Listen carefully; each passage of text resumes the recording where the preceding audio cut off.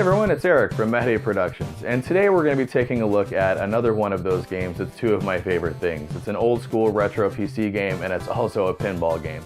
So two things I love. Today we're going to be taking a look at Cyborgirl on the PC, and when I say retro PC, this is pretty retro. Let's take a look. Alright, so here's Cyborgirl for the PC. And this is a table for Epic Pinball. And Epic Pinball was released in 1993, although this retail packaging is from 1995. And it was originally released as a shareware game with the table Android, and then you could purchase more tables from Epic, and Cyborgirl was one of them. So this is a B&N Software release, and what B&N Software did is they purchased the rights to sell games at retail that were basically shareware games that were split into episodes. They would just sell one episode at a time. So for example, with Epic Pinball, the shareware table was Android, and then Cyborgirl was one of the retail tables that you could buy, and B&N Software released just that table. And these were normally about $5, and you could find these at places like Kmart, KB Toys. I know that I bought these B&N Software releases at both Kmart and KB Toys when I was a kid. Those were definitely something I always went and looked at first because they were only $5, so definitely cool. Now I had the Enigma table that I had bought in the same kind of packaging from KB, and unfortunately I don't have that anymore. This one I actually found at Goodwill for $2. And I do see these from time to time, these B&N Software releases at Goodwill for just a couple of dollars. A lot of times new, because there's a lot of new old stock of these floating around. Let's take a look at what actually came in the packaging. So you can see the box it's a decent size. I guess it's a big box PC release. It's a little bit smaller than what you would think of as big box, but it's pretty close to that size. And then if you open it up, you can see there's a nice cardboard form in here that keeps the box shape, makes it nice and rigid, because otherwise this is pretty cheap cardboard, the box. And then you've got your 3.5-inch floppy disk with the game on it. And then these usually came with a little instruction manual. Here it is. And what this is, you'll see, is it's got instructions. I've got it upside down and backwards. It's got instructions on how to install the game, but they only printed one of these manuals for all the different games they sold. So you can see here's instructions for installation instructions for some games that they had, and then just regular DOS instructions. I think there's instructions to install some of the Windows 3.1 stuff they had. So because they only had one version of the manual, they had to include instructions for all the different types of software. And this is just strictly installation instructions. There's no gameplay instructions or anything like that in here. And then at the very end, and this was my favorite part to look at all the time, was this little catalog in the back of all the B&N Software releases. So there's Enigma, that's another table for Epic Pinball, and that's one I had as a kid. Jazz Jackrabbit, I remember buying the B&N Software release of that. And like I said, it was just one episode of Jazz Jackrabbit.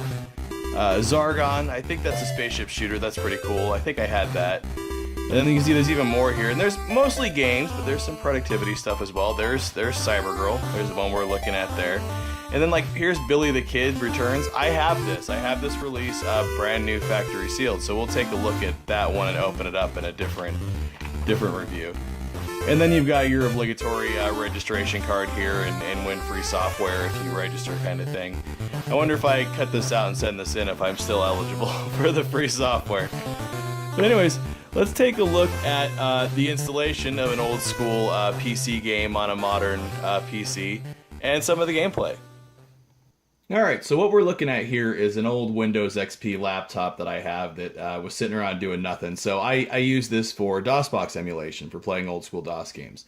Now the reason I do that is I don't have the room for a big ass old school like 486 PC when I've got all these other consoles and everything else, plus my modern PC, all that. So I use this laptop to run DOSBox and play old school DOS games, and it works pretty good at that. A few things I've got, I've got my Gravis PC pad here hooked up to it.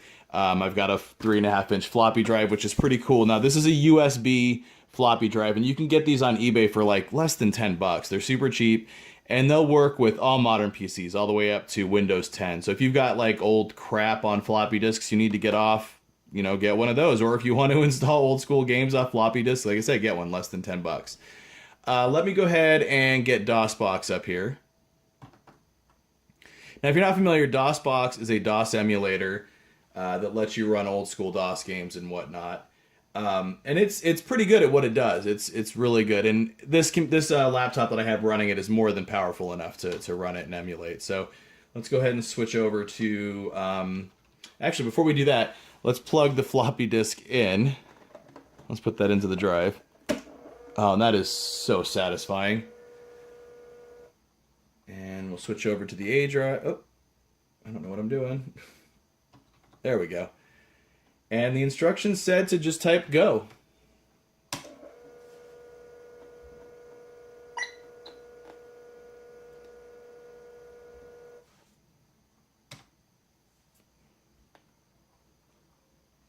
Do you want to install Epic Pinball Cyborgirl? Of course I do. That's why I came in here.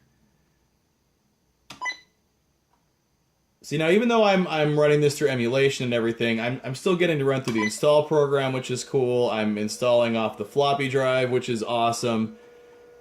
And it's just as slow as you remember it being, but still it's very satisfying to do this and to be able to still run these old school games and run the old school installs. It's a cool feeling to see these screens again. And also to hear the sound of a floppy drive going, that's satisfying too.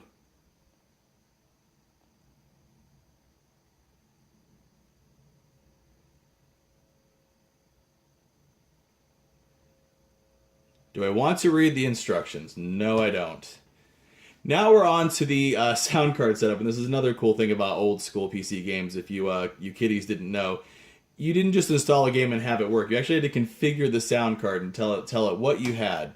Now I've got DOSBox configured to be a Sound Blaster 16, and those are okay. And we'll do high quality sound. That was for the music, actually. Now we've got to do the sound effects. So again, Sound Blaster 16, and yes, and high quality. And we are good. Let's exit and save, and let's play some pinball.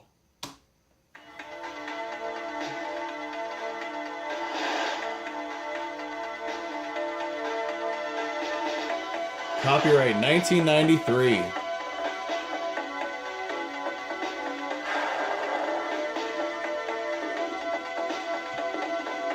Now here's the main menu. You can select how many players. This is kind of a cool effect. Every time you change the players, the screen blows up.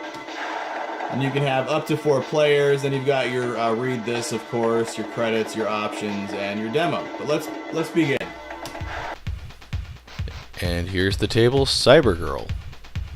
The controls are pretty simple. You press the space bar to shoot the ball, and you can hold it down to pull the plunger back as far as you want it. And then you can use the shift keys or the arrow keys for the flippers. And then while the ball's in play, you can also use the space bar to nudge the table. And it is possible to tilt the table if you nudge it too much, so you have to be careful.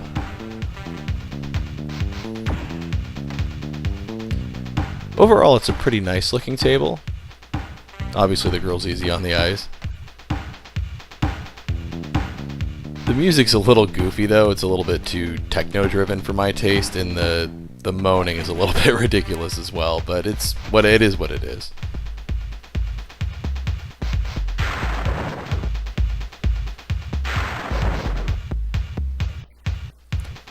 I like the simulated dot matrix screen on the bottom too, like a lot of pinball machines had in the 90s. Those are pretty cool.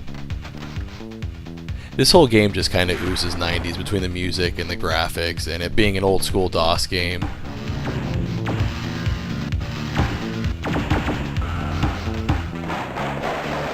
This is a really fun table, although I think I like the Android table better. I'm going to have to go back and play that again. I will say this is better than the Enigma table that was available from B&N Software though. I remember being kind of disappointed with the Enigma table when I bought that when I was a kid. But this one's pretty fun. The graphics are great. The sound's decent for what it is. The music's a little bit ridiculous, but the sound effects are good. And it plays nice and smooth. This is everything early 90s PC gaming should be.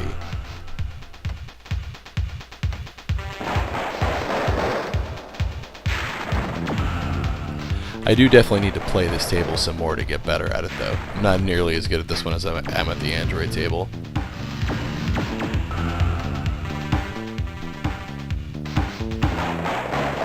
But as far as video game pinball game goes, I can recommend this one. This is pretty good. If you can get past the moaning.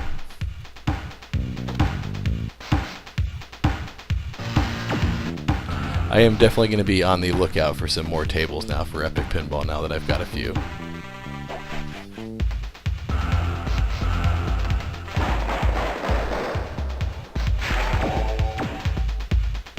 So yeah, if you stumble across this for a few dollars like I do, and you're into old school PC gaming, I would definitely pick this up and give it a try. It's a great pinball game.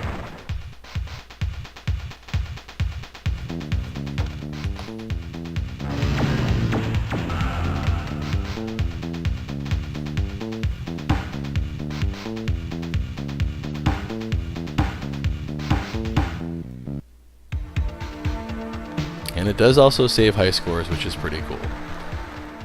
Anyways, yeah, that's been my review of the Cyborgirl table for Epic Pinball. Thanks for watching.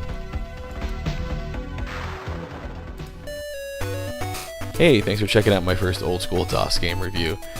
If you like what you saw, don't forget to hit those like and subscribe buttons. And also, I've got some other videos here you can watch. And also, don't forget to follow us at the social media links below. That's the best way to keep up what's going on with Matt A Productions. And as always, thanks for watching.